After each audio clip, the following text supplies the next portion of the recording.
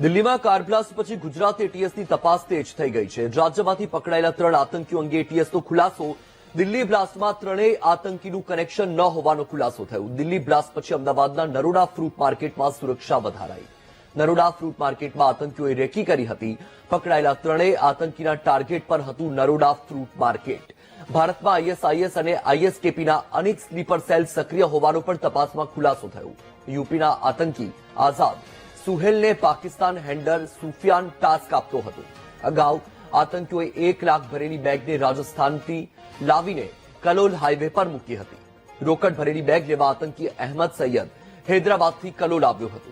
અહેમદને Pakistan handler Abu ખદીજાએ bag લેવાનો task આપ્યો હતો. આતંકીઓ ટેલિગ્રામ થકી હેન્ડલરોના સંપર્કમાં રહેતા હતા.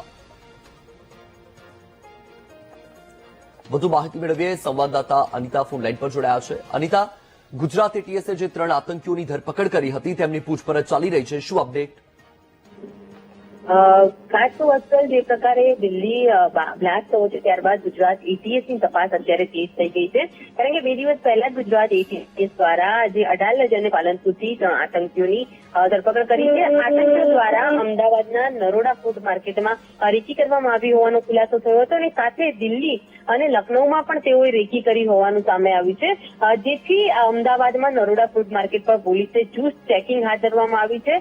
કારણ કે જે પ્રકારે આતંકીઓના નિશાને અમદાવાદ હતું અને દિલ્હી અને લખનૌ હતું. દિલ્હીમાં જે બ્લાસ્ટ થયા હતા, જે કનેક્શનની તપાસ કરતા આ જે આતંકીઓ પકડાયા છે તેનું હજુ સુધી કોઈ કનેક્શન સામે નથી આવી. પરંતુ જે ગુજરાત એટીએસ આ મુદ્દે પણ તપાસ કરી રહી છે કે જે આતંકીઓ દ્વારા બ્લાસ્ટ કરવામાં આવ્યું છે તેની સાથે ગુજરાતનું કે અન્ય કોઈ આતંકીઓ સંડોવાયેલા છે કે નહીં તે દિશામાં પણ તપાસ કરવામાં આવી રહી છે.